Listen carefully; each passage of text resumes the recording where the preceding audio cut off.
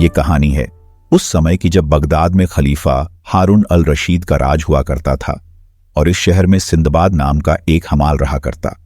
वो बहुत ही गरीब और बोरिया उठाकर अपना जीवन चलाता था।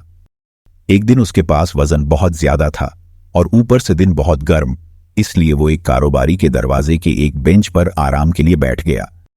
जैसे ही वो वहां बैठा, उसे अंदर से संगीत सुनाई दिया जो उस कारोबारी के कमरे से आ रही थी। अब वो उस कारोबारी के कमरे में झांकने लगा तो उसे उसमें एक बड़ा बगीचा और कई नौकर दिखाई दिए। उसे उस कमरे को देखकर ऐसा लग रहा था जैसे किसी राजा का घर हो। अब वो अपना बोझ उतारने के लिए जैसे ही जाने लगा, तभी उस कमरे से एक आदमी आया और बोला, अंदर आ जाओ, मेरे मालिक तुमको बुला रहे हैं। वो मना तो करना चाहता था लेकिन नहीं कर सका और बोझ को दरवाजे के पास रखकर अंदर चला गया। उसने एक भूरी दाढ़ी वाले एक नौजवान को देखा और फिर उसने उसे सलाम किया। उस नौजवान ने उस हमाल को बिठाया और खाने को दिया।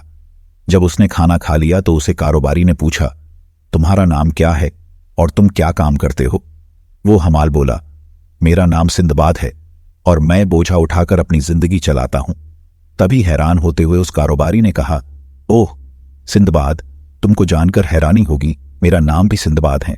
हां, लेकिन मुझे सभी लोग समुद्री सिंदबाद जहाजी कहते हैं। दोनों सिंदबाद एक दूसरे को देखकर बहुत खुश हुए। अब सिंदबाद जहाजी ने उस हमाल को कहा, सुनो, मेरी कहानी बहुत शानदार है जो मैं तुम्हें बताऊंगा।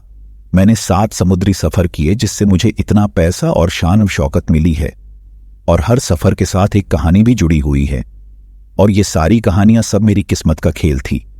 आओ, मैं तुम्हें शुरुआत से अपनी पहले सफर की कहानी सुनाता हूं। अब सिंदबाद जहाजी ने अपनी पहली कहानी सुनानी शुरू की। मेरे पापा कारोबारियों में पहले दर्जे के इंसान थे।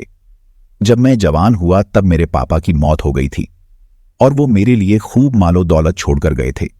जब मैं बड़ा हुआ तो अपनी मालो दौलत से खाने पीने और ऐश करने लगा और जल्दी ही मेरा सारा पैसा खत्म हो गया। इस तरह मैं एक गरीब आदमी बन गया। मैंने बहुत वक्त पहले कही गई एक बात याद करने लगा कि मौत का दिन पैदाइश से बेहतर, जिंदा कुत्ता एक मरे शेर से बेहतर और महल से बेहतर कब्रगाह होती है। अब मैंने अपनी थोड़ी बहुत बची दौलत के पैसों को जोड़कर 3000 चांदी की अशरफिया इकट्ठी की और दूसरे देश जाने के लिए सोचने लगा। मैंने सफर के लिए सभी साजो सामान ले लिए थे और बसरा से आने वाले एक जहाज में सवार हो गया। अब मैं उस जहाज से एक टापू से दूसरे टापू, एक समुद्र से दूसरे समुद्र और एक देश से दूसरे देश जाकर सामान खरीदने और बेचने लगा। इस तरह एक दिन हम एक जन्नत जैसे टापू पर उतरे। वहां पर हमने खाना बनाने के लिए सामान रखा और खाना बनाने की तैयारी करने लगे। हम अपना अपना काम कर रहे थे, तभी हमारे जहाज के मालिक ने आवाज लगाई, अपनी जान बचाकर फौरन जहाज में आ जाओ। ये कोई टापू नहीं है, ये एक बहुत बड़ी मछली है जो काफी समय से रुकी हुई होने की वजह से इस पर मिट्टी जम गई है और पेड़ पौधे उग गए हैं, इसलिए ये एक टापू जैसा दिखाई दे रहा है। और तुम जैसे ही यहां पर खाने के लिए आग जलाओगे तो आग की गर्मी से ये समुद्र के अंदर चली जाएगी। जहाज के कप्तान की बात सुनते ही सभी मुसाफिर अपने सामानों को वहां छोड़कर भागते हुए जहाज में बैठ गए, लेकिन कुछ जहाज में नहीं बैठ पाए। वो टापू अपनी जगह से हिलता हुआ समुद्र के अंदर चला गया। मैं भी जहाज तक नहीं पहुंच सका था और समुद्र में गोते लगाने लगा, लेकिन खुदा ने मुझे डूबने से बचा लिया। मैं एक तैरते हुए लकड़ी के लट्ठे पर बैठ गया, जिस पे एक दिन और एक रात गुजारने के बाद मैं एक दूसरे टापू पर पहुंचा। वहां पहुंचते ही मेरे हाथ पैर सुन्न पड़ गए और मैं बेहोश हो गया। मैं उस टापू पर एक दिन तक पड़ा रहा और अगले दिन खुद को घसीटते घसीटते एक अच्छी जगह पर ले आया। अब मैं वहां पर कुछ दिनों तक फल और मीठा पानी पीता रहा, जिससे मेरे बदन में ताकत आ गई और मैं चलने के काबिल हुआ। एक दिन मैं उस टापू पर टहल रहा था तो मुझे एक अजीबोगरीब घोड़ी दिखाई दी और मैंने जैसे ही उसे छुआ वो घोड़ी रोने लगी। उसी दौरान एक आदमी एक सुरंग से निकला और मुझसे पूछा, तुम कौन हो? तुम यहां क्यों आए हो? तुम कहां से आए हो? मैं बोला, मेरे मालिक, मैं एक अजनबी हूं। मैं एक जहाज पर था जो दूसरे लोगों के साथ पानी में डूब गया, लेकिन खुदा ने मुझे बचा लिया और मैं यहां पर आ गया। वो मेरा हाथ पकड़कर एक जमीन के नीचे सुरंग में लेकर गया और मुझे खाना दिया। मैंने खाना खाया और उसे अपनी पूरी कहानी अच्छे से सुनाई। अब मैंने उसे अपने बारे में बताने को कहा कि वो यहां जमीन के नीचे सुरंग में क्यों रहता है और वो घोड़ी कौन थी। उसने बताया कि हम इस टापू पर पहले राज किया करते थे। हम सभी राजा मिहिरजान के घोड़ों की देखरेख करने वाले हैं और इन सभी जानवरों का ध्यान रखते हैं। हर पखवाड़े पर हम इन घोड़ियों को यहां बांध दिया करते हैं। ये घोड़ियां समुद्र में रहने वाले समुद्री घोड़ों को आकर्षित करती है और उनसे पैदा होने वाले जानवर दुनिया में बहुत कम मिलते हैं जिनसे हम पैसा कमाते हैं। और उसने कहा, मैं तुम्हें अपने राजा से मिलाऊंगा। उसी दौरान बहुत सारे समुद्री घोड़े समुद्र से निकले और घोड़ियों को घेर लिया। अब वो मुझे अपने राजा को मिलाने के लिए लेकर गया। राजा ने मेरा स्वागत किया और मैंने उसे अपनी कहानी सुनाई।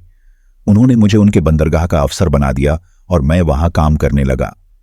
मैं वहां पर रहना नहीं चाहता था, इसलिए मैं हमेशा वहां के लोगों से बगदाद का रास्ता पूछा करता, लेकिन वहां पर ना तो कोई बगदाद को जानता था और ना ही उसका रास्ता। एक दिन मैं राजा के पास गया और फिर मैंने वहां पर कुछ हिंदुस्तानी लोगों को देखा। उन्होंने मेरे बारे में पूछा और मैंने भी उनके बारे में पूछा। उन्होंने बताया कि वो ब्राह्मण हैं जो न किसी पर जुल्म करते हैं और न शराब पीते हैं। उन्होंने मुझे बताया कि हिंदुस्तानी 72 जातियों में बटे हुए हैं, जिसे सुनकर मैं चौंक गया। हम एक बार कासिल नाम के टापू पर पहुंचे और रात भर गाने सुने। वहां पर हमने 200 गज लंबी मछली देखी, जिसे देखकर लोग डर गए। मछुआरे ने लकड़ी से मारकर उसे भगा दिया। वहां पर एक दूसरी मछली देखी जिसका मुंह उल्लू जैसा था। इस तरह मैंने अलग अलग तरह की अजीबोगरीब मछलियां देखीं। एक दिन मैं किनारे पर बैठा हुआ था, तभी एक जहाज मेरी ओर आया। उस जहाज के लोग अपने सामान किनारे पर उतार रहे थे, तो मैंने उस जहाज के कप्तान से पूछा, कुछ जहाज पर बाकी रह गया हो तो मैं किसी को भेजूं। कप्तान ने कहा, सफर के दौरान कुछ कारोबारी डूब गए थे जिनका सामान मेरे कब्जे में है, जिसको मैं उनके घर वालों तक बगदाद पहुंचाना चाहता हूं। मैंने उससे पूछा, उस आदमी का नाम क्या था? उसने बताया, सिंदबाद जहाजी। तब मैंने उसे ध्यान से देखा और उसे पहचान लिया। मैं रोते हुए उससे लिपट गया और कहने लगा, मेरे मालिक, मैं ही उन सामानों का मालिक हूं और मेरा नाम ही सिंदबाद जहाजी है। लेकिन उस कप्तान ने मुझे पहचानने से मना कर दिया। तब उस कप्तान ने कहा, तुम मुझसे ये सुनकर कि किसी डूबे आदमी का माल रह गया है, तुम उसे अपना बताने लगे हो। मेरे सामने सभी लोग डूब गए थे और कोई मुसाफिर इतने बड़े समुद्र से कैसे बच सकता है? तब मैंने जहाज पर घटे पुराने सारे हादसे उसे सुनाए और उस बड़ी मछली के बारे में भी बताया। तब वो मान गया और उसने मुझे वापस अपना सामान लौटा दिया। अब मैं कुछ कीमती सामान लेकर राजा के पास गया और उसे अपने जहाज के बारे में बताया। इस तरह मैं वापस अपने जहाज में बैठकर बगदाद अपने घर लौट आया और मेरा पहला सफर खत्म हो गया। अब दोनों सिंदबादों ने खाना खाया और सिंदबाद जहाजी ने सिंदबाद हमाल को सोने की 100 अशर्फियां दी। सिंदबाद हमाल वापस अपने काम पर लौट गया और अगली सुबह वापस सिंदबाद जहाजी की दूसरे सफर की कहानी सुनने के लिए बेचैन हो गया।